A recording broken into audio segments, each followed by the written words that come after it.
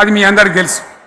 ఇలా వీళ్ళు కేసీఆర్ ఆనవాళ్ళు లేకుండా చేస్తాం, కేసీఆర్ ముచ్చట లేకుండా చేస్తారా?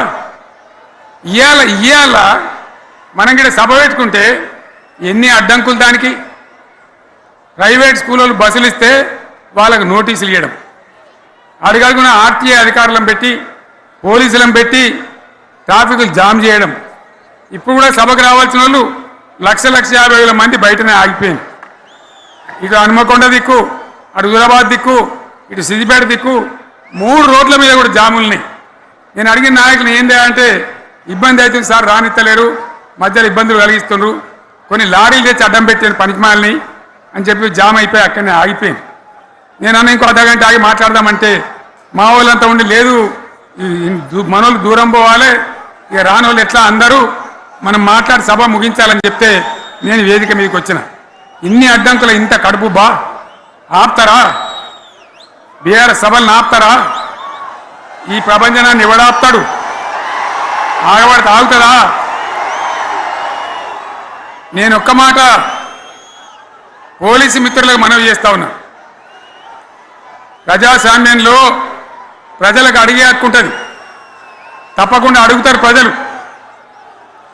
ఈ అడిగే హక్కును సోషల్ మీడియాలో బీఆర్ఎస్కు సోషల్ మీడియా వారియర్స్ ఉన్నారు, వాళ్ళు బ్రహ్మాండంగా పనిచేస్తున్నారు, ఖచ్చితంగా అడుగుతున్నారు ప్రజల తరఫున. ఇంత అన్యాయం జరుగుతుంటే చూడలేక సోషల్ మీడియాలో పనిచేసే తెలంగాణ బిడ్డలు ఇది ఏమన్యాయమే ఎట్లా అని చెప్పి ప్రభుత్వాన్ని ప్రశ్నిస్తూ ఉన్నారు, ప్రజలకు మద్దతుగా నిలబడతా ఉన్నారు. వాళ్ళ మీద కేసులు, వాళ్ళని పట్టుకపోవడు. పోలీస్ సోదరులను నేను అడుగుతా ఉన్నా, మీరెందుకు దునుకులాడుతుండే? మీకేమక్కడ వచ్చింది? మీకొక్కటి చెప్తున్నా నేను, గ్యారంటీగా పోలీసు మిత్రులారా, ఇవాళ పోయి రాత్రి మీ డైరీలలో రాసుకోండి, మీ డైరీలలో రాసి పెట్టుకోండి. 100కు 100% ఇలా తెలంగాణ చెలరేగిన పరిస్థితికి మళ్ళా వచ్చేది బీఆర్ఎస్ గవర్నమెంటే. అది ఎవరు కూడా ఆపలేడు, అది ఎవరి తరం కాదు, ఎవరి వశం కాదు. మీకు తెలియదా? మీరు పోలీసు ఉద్యోగాలు చేస్తున్నారు, మీరు చదువుకోలేదా? మీకు కూడా విజ్ఞానం ఉంది కదా? వీళ్ళు దొంగ వాగ్దానాలు చేయలేదా? ప్రజలను మోసం చేయలేదా? ప్రజాస్వామ్యంలో ప్రజలకు అడిగే హక్కు లేదా? మీరెందుకు కేసులు పెడుతున్నారు? నాకు అర్థం కాదు. మీరెందుకు దునుకులాడుతున్నారు? మీరెందుకు బలైతారు? రేపు మీకు రాజకీయాలు ఎందుకు? మీ డ్యూటీ మీరు చేయండి. మేము బీఆర్ఎస్ ఎప్పుడు శాసనాన్ని ఉల్లంఘించం, చట్టాలను ఉల్లంఘించం.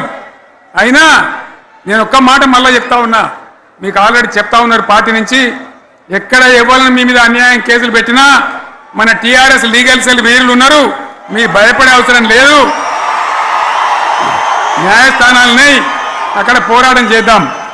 మీకు అండగా కేసీఆర్ ఉంటాడు, బీఆర్ఎస్ ఉంటుంది, అందరం ఉంటాం. ఇక ఈడికెళ్ళి నేను కూడా ఊకోను, నేను బయలుదేరుతా. యాందాకైనా మంచిదే. ఎవరెవరి సంగతి ఏందో, ఎవరైనా లెక్కేందో అన్ని కూడా లెక్కలు తీద్దామని మనవి చేస్తా ఉన్నా. ఈ రకంగా మనం ముందుకు పోవాలి. ఒక్క మాటలను ఉన్నదా? ఇవాళ ఈ ప్రభుత్వం, ఈ కాంగ్రెస్ నయవంచక ప్రభుత్వం సంక్షేమంలో ఫెయిల్, మంచినీళ్ళలో